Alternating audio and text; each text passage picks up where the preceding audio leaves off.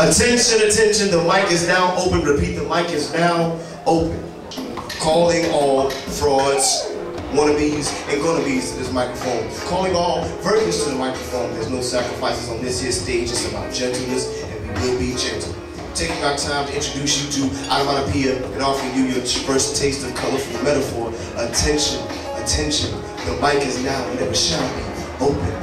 Check it, check it. Next up to the microphone is you. I think these Tuesday open mic nights are like a blessing, especially for somebody like me.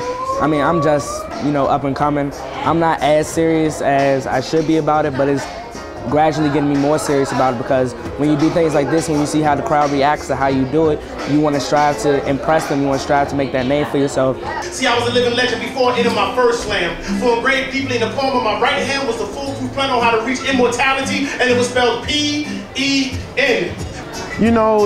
To get on stage, you have to be a tad bit arrogant. To feel that you have something worth saying that everyone else should listen to. It's a tad bit of arrogance that has to be there. But then it's also the whole just being able to write something that'll last longer than you.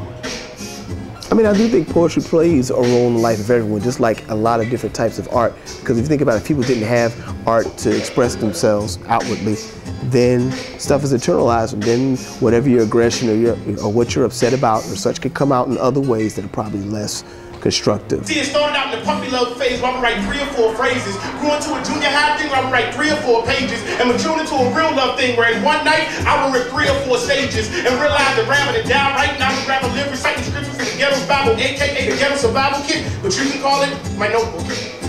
We always say, poets respect the mic. That means respect the audience that is in this room, because this room is the Langston Room, it's the peace and justice room. We say, look at this wall of all these people who contribute to justice and peace and understanding.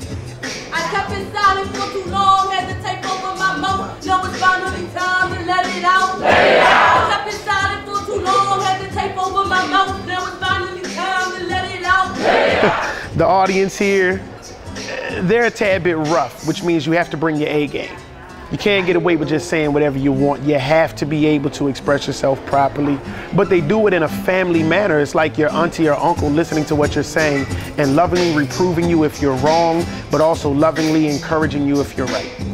Like, don't get me wrong, there's a lot of great poets, but there are a few who have actually mastered poetry and the language that we know. So I try to strive to be that. And by doing this, when I can, it helps me to build to be better.